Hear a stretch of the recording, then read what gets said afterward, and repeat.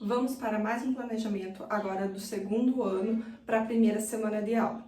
E como eu já falei no planejamento do primeiro ano, a gente vai fazer um diagnóstico para conhecer a turma e para saber como que eles estão, principalmente com relação à língua portuguesa e matemática.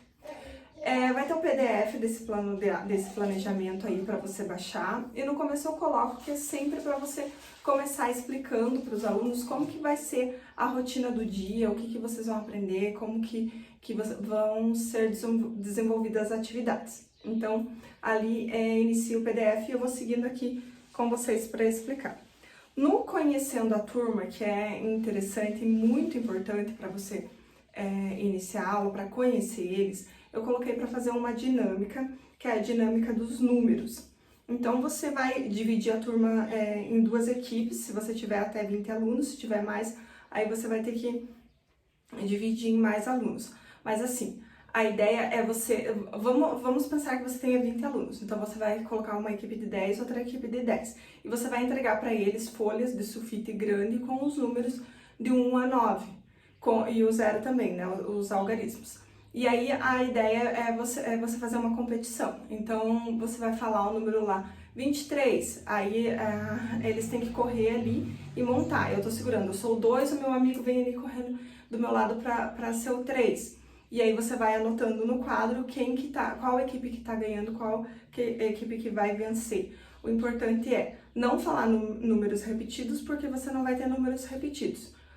Só no caso que, se você tem, por exemplo, 24 alunos e você quer repetir ali números, você faz uma listinha, repetir o 2, duas vezes o 2. Então, você pode falar o número 22 para eles, mas faz essa listinha para você não se confundir qual o número que você vai falar para eles. E eles vão fazer essa competição bacana aí para quebrar o gelo e começar as atividades. A ideia é depois você sentar com eles e falar, agora quem tá segurando o número 3 vai contar pra mim, por exemplo, se você tem irmãos, quantas irmãs você tem? É uma ideia. Agora quem tá segurando o número 4 vem até aqui, tá em roda, vem no meio da roda, alguma coisa assim, e vai contar pra mim qual canal do YouTube que você assiste. Eu sempre gosto de perguntar isso, o canal do YouTube, o desenho, a música que eles gostam, porque depois, os seus próximos planejamentos, você pode trazer algo que eles gostam, que jogo que eles jogam. Eu tenho aqui no canal alguns planos de aula envolvendo os jogos que os alunos gostam, então dá para fazer bastante coisa depois que você descobre o que interessa para eles. Então a gente vai estar falando da realidade deles no decorrer do ano, porque agora você entende, você sabe o que ele gosta. Então você faz essas perguntas pontuais e deixa a turma toda ir passando e falando, um número por vez, né, porque você já fez a dinâmica com os números, e depois você pede para eles sistematizarem no papel, que pode ser de diversas formas, talvez só escrito, desenhado, ou até mesmo fazer em cartolina, como um mural. Eu dei a ideia do primeiro ano de fazer esse mural, fica bem interessante.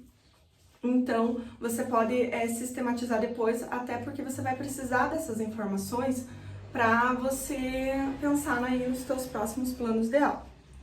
Aí depois, isso que eu falei pode levar até uma aula inteira, né, gente? Até você conhecer bem eles, você fazer os combinados eu não coloquei aqui no plano, mas é importante você fazer partindo deles, não traga o combinado pronto ali, bonitinho, coloridinho, que eles conversem e falem com você, que eles tenham esse diálogo. O que é importante termos na nossa sala de aula? Respeito. E o que é esse respeito?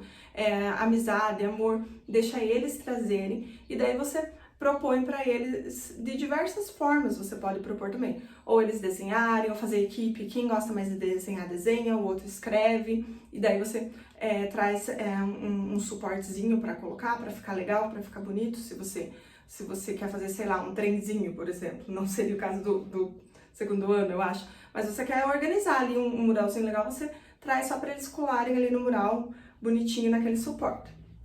Deixa parte deles as frases, deixa parte deles o que é importante na sala de aula, porque daí eles estão se comprometendo com aquilo. É um compromisso deles, e depois quando você for falar, o que vocês falaram, então não tá tendo respeito, então é mais fácil você puxar pro compromisso deles, e eles acabam se comprometendo mais quando eles se envolvem. E muito importante também na questão do conhecer, você falar um pouco de você também, você falar do que você gosta, para eles entenderem como que é para construir, para eles conseguirem se abrir também. Eles sempre precisam de algum exemplo, de alguém que deu o pontapé inicial ali, para eles começarem a desenrolar a atividade também. Então, terminando esse ponto de conhecer a turma, de fazer os combinados, eu propus a gente fazer um diagnóstico de língua portuguesa que é super importante. Então, a ferramenta é a ferramenta que eu gosto bastante, que é a da Emília Ferreiro. Então, a gente vai fazer o diagnóstico a partir de um texto. É bem legal você pegar um livro muito interessante, que vai aí virar uma sequência didática para você desenvolver as atividades. Então, você traz esse livro para eles, conta a história e você pega as palavras do livro para fazer o diagnóstico. Como que funciona? Uma folha de papel em branco, o aluno escreve lá em cima o nome completo. Depois você vai digitar ali 4 ou 5 palavras com números de sílabas diferentes. Então, começa da maior e vai para menor. 4 sílabas, 3, 2, uma sílaba. Você vê o que tem no texto. Se tiver de 5 sílabas também, né? Palavras maiores você coloca. E o aluno faz como se fosse uma lista. E embaixo você vai editar uma frase que envolva uma dessas palavras. Aí você já tem um material bom para você poder analisar em qual nível da língua escrita que o teu aluno está. Pré-silábico, silábico alfabético, alfabético. Acredito que no segundo ano é muito difícil ter alguma criança pré-silábica, mas eu estou deixando aqui o PDF que tem todas as fases, um resuminho do PDF que eu fiz com todas as fases e algumas dicas de atividades para vocês fazerem em cada fase. Então, eu fiz o diagnóstico hoje, vi ali que tem tantos alunos que estão na fase silábico-alfabética. Então, eu vou reunir eles, fazer grupinhos e vou fazer atividade focada para aquela turma, para eles evoluírem para a próxima fase. Por isso que é importante ter o PDF. Se você não sabe quais são as fases, tá tudo bem. Se a gente não tá sempre falando e pensando na questão das fases, a gente se perde mesmo, é normal. Se não é do teu uso do teu dia a dia, você não vai saber o que é uma e o que é outra. Então, no PDF tem um resuminho do que são as fases da língua escrita e algumas atividades. E aí, você sabendo quais são as fases que o teu aluno tá, fica mais fácil você procurar aí por atividades que ajudem ele a se desenvolver para a próxima fase. Basicamente, você tem que trabalhar com rimas e aliterações, principalmente na fase silábico-alfabético, que é para o aluno já vir para a fase alfabética. Então, dentro desse PDF que eu estou deixando com esse plano de aula, tem o link para você clicar e baixar o resumo das fases da aquisição da língua. E como eu falei de uma sequência didática com esse livro, depois você pode pegar palavras desse próprio livro, desse mesmo livro que você contou aí para fazer o diagnóstico e falar, qual palavras que rimam, que combinam com panela, por exemplo, se tiver panela no teu livro, e aí você vai desenvolvendo. Isso é muito o que a Magda Soares falava, de sair do texto para ir para a alfabetização. Então você conta a história, tira algumas palavras principais ali e trabalha a escrita, a construção, a sonoridade dessas palavras. Eu propus também um diagnóstico de matemática, que é para você entender aí qual que é o nível que os teus alunos estão com relação à matemática.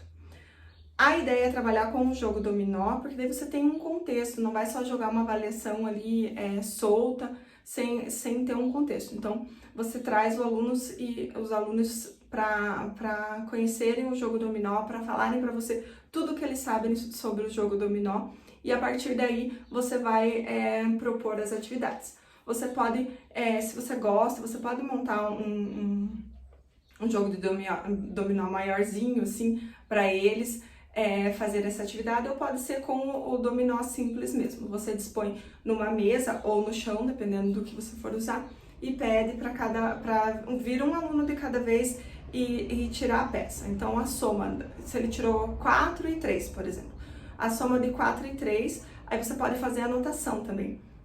Coloca lá no quadro. João tirou 7, aí o próximo. Qual é a soma? Maria tirou tanto.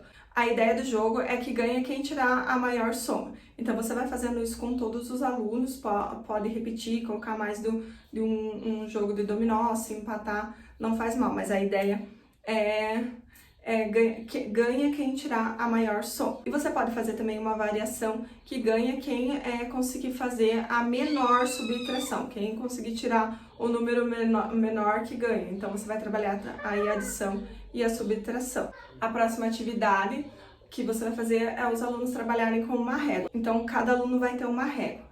E você pode dividir também em grupos. Então esse grupo vai fazer a soma. Eu viro, peguei 3 mais 4. Então ele ali na régua...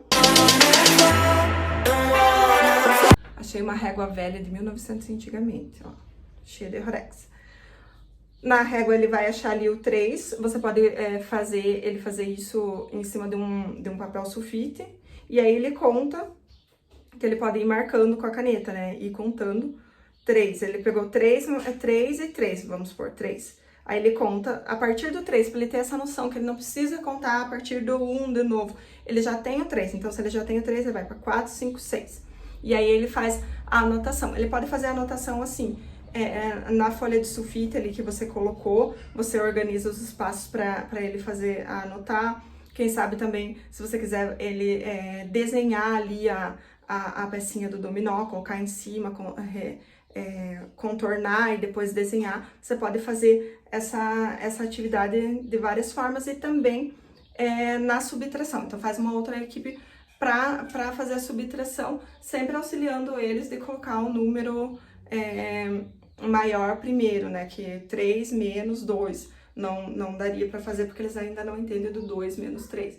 Então, auxilia eles assim e você consegue perceber essa noção. Aí você vai circulando pelos grupos, ver se eles estão conseguindo pegar ali do primeiro. Ah, eu tirei 5 e 3. Então, eles estão começando ali do 5 e fazendo a contagem. E aí você vai organizando. Se não quiser fazer cada um com régua, você pode montar algumas réguas aí. Uma faixa de papelão mesmo que eu fiz com os alunos aqui, deixa eu mostrar. Ó, essa aqui era uma outra atividade que a gente fez, eu não coloquei todos os números, era só algumas, mas também era com dominó. Dá pra você fazer algo assim, e daí eles irem riscando com lápis e contando, dá certo. E a próxima atividade, eles vão achar números pares e ímpares, será em dupla. Então você senta os alunos na cadeira, um na frente do outro, e você faz uma divisão assim, fiz bem mal feitinha. Mas daí você coloca par aqui e ímpar do outro lado. Então, a hora que você pôr na cadeira, eu sei que eu só posso pegar ali do dominó virado pra cima mesmo, uma soma que dê ímpar.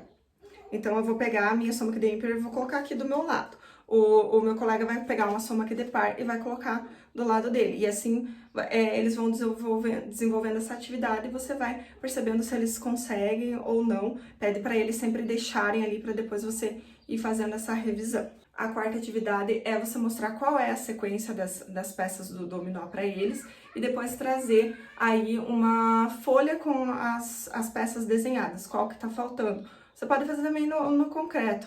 Coloca ali, organiza e tira algumas, pede pro colega tirar. Ah, o colega organizou para mim e tirou algumas, então agora eu tenho que dizer qual que tá faltando. Eu coloquei para vocês também um arquivo que tem aí algumas peças faltando, se você quiser fazer na folha, mas dá para fazer também com o dominó mesmo, de forma física.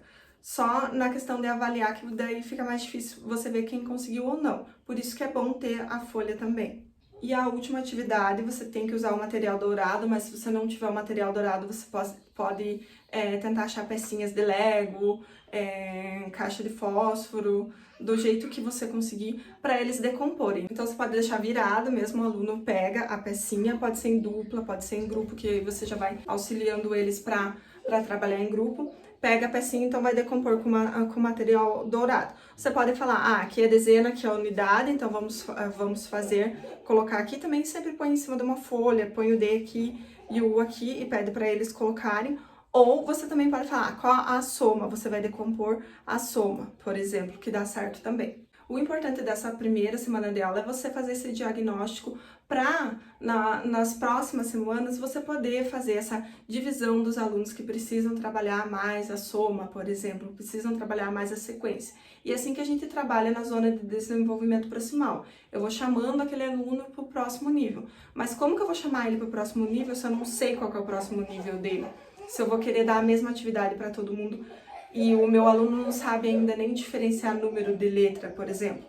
Acredito que no segundo ano é difícil ter, mas enfim, a gente tem que ter essa noção aí para começar a trabalhar. Aposto muito em trabalhar em grupos, para você pôr esses grupos dos alunos que têm as mesmas dificuldades juntos e ensine eles a trabalharem em grupo, a questionar, a ajudar, porque a gente sabe, muitas vezes, se você coloca um aluno que sabe mais, ele já quer fazer pelo colega, mas você pode ir ensinando para eles para fazer esse ano aí um ano diferente, um ano melhor. A gente sempre quer fazer um ano melhor, né? Então que esse ano seja o melhor ano aí de toda a tua carreira, tá bom? Por enquanto eu fico por aqui. Se você gostou, comenta aqui se você vai pôr em prática. Dá uma olhadinha no PDF para ver como que tá, se você gostou, se você não gostou. E deixa sugestões de como que pode melhorar. Será que ficava melhor eu colocar em tabela? Escreve aí para mim que eu vou melhorando para vocês, tá bom? Obrigada até agora e até a próxima.